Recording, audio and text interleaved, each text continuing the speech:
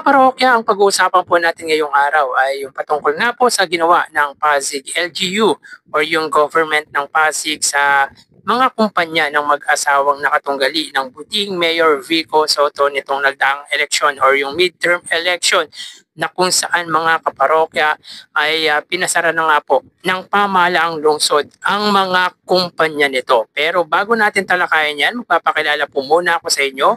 Ako nga po pala si Mervin, the man behind Kaparokya TV. At sinashoutout ko po mga kaparokya si Miss Irene Quiles, ang masugid po nating viewers na hindi po nagsasawa manood ng mga uploaded video natin. So yun nga po mga kaparokya, gumawa na po ng hakbang ang pamahalaan ng lungsod po ng Pasig sa mga kumpanya ng mag-asawang Diskaya. Bakit kanya mga kaparokya? Ayon dito mga kaparokya, the Pasig LGU has ordered the closure of St. Gerard Construction and 8 other Diskayas owned companies over their failure to pay 1.1 billion in taxes, as well as the lack of an occupancy permit and a license to operate from PCAB or Philippine Contractors Accreditation Board.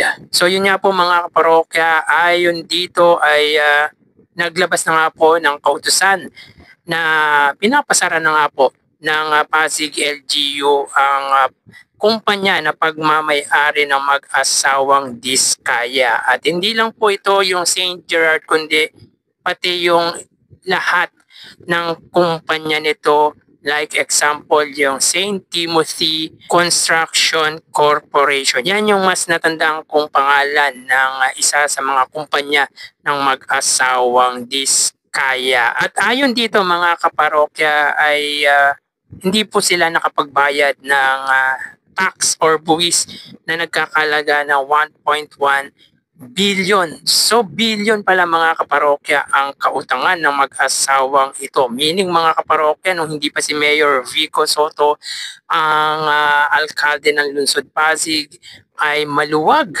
ang mga ito sa dating namahala, sapagkat sa pagkakalam po natin mga kaparokya ay kamag-anak ng Diskaya or ng babaeng Diskaya ang dating alkalde ng lungsod po ng Pasig. At ayon dito mga kaparokya ay may kakulangan din po sila sa occupancy permit at license to operate from PCAB. So parang sinasabi dito ay hindi daw po lisensyado ang lisensya ng mag-asawang Diskaya, yung kumpanya na mag-asawang Diskaya. So yun po mga kaparokya, ang isa sa dahilan siguro kung bakit napilitan tumakbo ang mag-asawang Diskaya or si Sara Diskaya in particular, sapagkat talagang minomonitor na nga po sila, talagang minamanmanan na po talaga sila ng pamahalang lungsod ng Pasig, sapagkat marami nga po silang katiwaliang pinagagawa sa nasabing lungsod. Kumbaga mga kaparokya, ang isang way para malihis or para pagtakpan ang mga pinagagawa ng mag-asawang ito ay kalabanin ang butihing Mayor Vico Soto, na kung saan ay kung ano nung black propaganda at paninira ang pinagagawa nito nung campaign period. Hindi pa po campaign period mga kaparokya, ay talagang puro paninira ang ginawa ng mag-asawang Diskaya against Mayor Vico Soto, which is si Mayor Vico Soto naman in the other hand ay tahimik at hindi nagsasalita laban sa mga pinagagawa nga po nito. Dito natin malalaman talaga mga kaparokya na hindi namumulitika ang butihing Mayor Vico Soto, sapagkat kahit alam nito na may anomalya or korupsyon na ginagawa ang mag-asawang ito, ay mas pinili pa rin po ng butihing Mayor Vico Soto na tumikom or manahimik. Pero mga kaparokya, after ng eleksyon ay unti-unting inilabas ni Mayor Vico Soto ang baho or yung mga maling ginawa ng kumpanya at ng mag-asawang Diskaya na talagang dinisclose po nito yung patungkol sa mga utang ng kumpanya ng mag-asawang Diskaya. So talagang magulang at hindi patas ang mag-asawang Diskaya, mga kaparokya, sapagkat alam naman po natin na isa po sila sa involved sa anomalous flood control at kung sino-sino pa nga pong mga politiko ang kanilang mga nakausap or nakatransaksyon. Isa sila sa pinakamalaki ang naiambag sa katiwalian, partikular nga po sa flood control scam. So, good luck na lang po sa mag-asawang ito sapagkat marami po silang kasong kahaharapin. At ayon sa nakuha po nating balita ay parang nagtatago na nga po ang mag-asawang Diskaya at pinapahanap na nga po ni Pangulong Bongbong Marcos.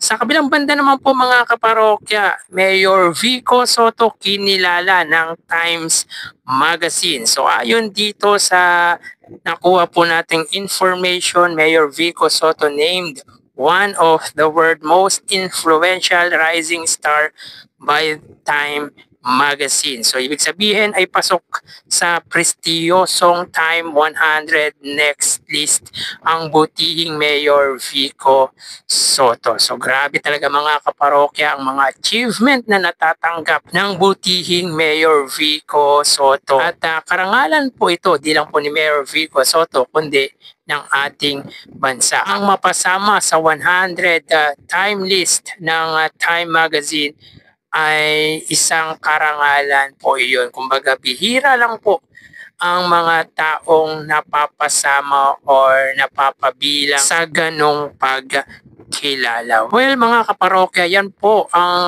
nagagawa ng mabuting paggugobyerno na ginagawa nga po ng butihing Mayor Vico Soto sa lalawigang kanyang pinagasisilbihan. Talagang dedicated sa ginagawa ang butihing Mayor Vico Soto. At masasabi po natin na sa lahat ng public servant or politiko, siya po ang pinaka-most outstanding city mayor or sabihin po natin public servant dito sa ating bansa.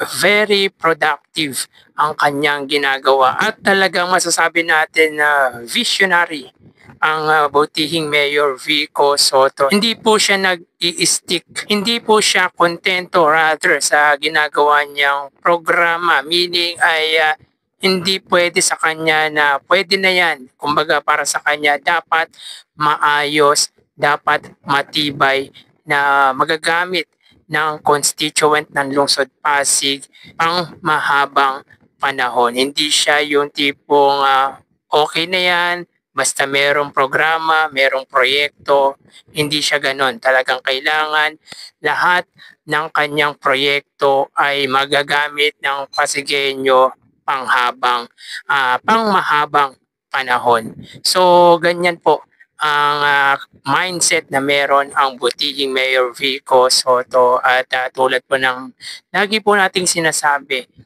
na kapag ang isang public servant ay may takot sa Diyos, tapat at talagang may malasakit sa kapwa, hindi po malayong makagawa ng mabuti sa kanyang kapwa. Sana lahat ng politiko dito sa bansa ay tulad ng pag-iisip or mindset na meron ang butihing Mayor Vico Soto sapagkat kung ganyan ang kaisipan ng lahat ng public servant dito sa bansa ay posibleng guminhawa ang buhay ng mamamayang Filipino. So congrats kay Mayor Vico Soto, mga kaparokya, talagang itinataas nito ang moral ng mga Pilipino in terms of public service sapagkat ibinibigay nito ang kanyang buhay. Kumbaga binubuwis ni Mayor Vico Soto ang kanyang buhay dahil alam naman po natin, mga kaparokya, na matitindi din po ang kalaban ng butihing mayor. Marami din pong nasasagasaang mga politician ang butihing Mayor Vico Soto sa klase or sa way ng governance na ginagawa nga po nito sa kanyang lungsod. Kumbaga maraming natatama ang politician na kesyo pinapakita kasi dito mga kaparokya na kapag hindi honest ang isang politiko ay puro corrupt ang mangyayari. Pero binago ni Mayor Vico Sotto ang sistema ng politika sa lalawigan nga po ng Pasig na kung saan ay pang-apat na po sa pinakamayamang lungsod ang Pasig ayon sa datos na nakita nga po natin. So ang Pasig po ay hindi naman po ganoon kalaki pero pang-apat po sa pinakamayamang lungsod dito sa bansa. Yan po ay dahil kay Mayor Vico Sotto. Talagang very productive, honest, talagang may takot sa Diyos at ramdam mo talaga yung sincerity nito sa kanyang ginagampanang profession. So, congratulations kay Mayor Vico Sotto at good luck sa mag-asawang Diskaya dahil nasa sitwasyon po sila mga kaparokya na nagdidelikado na pwede po silang makulong panghabang buhay.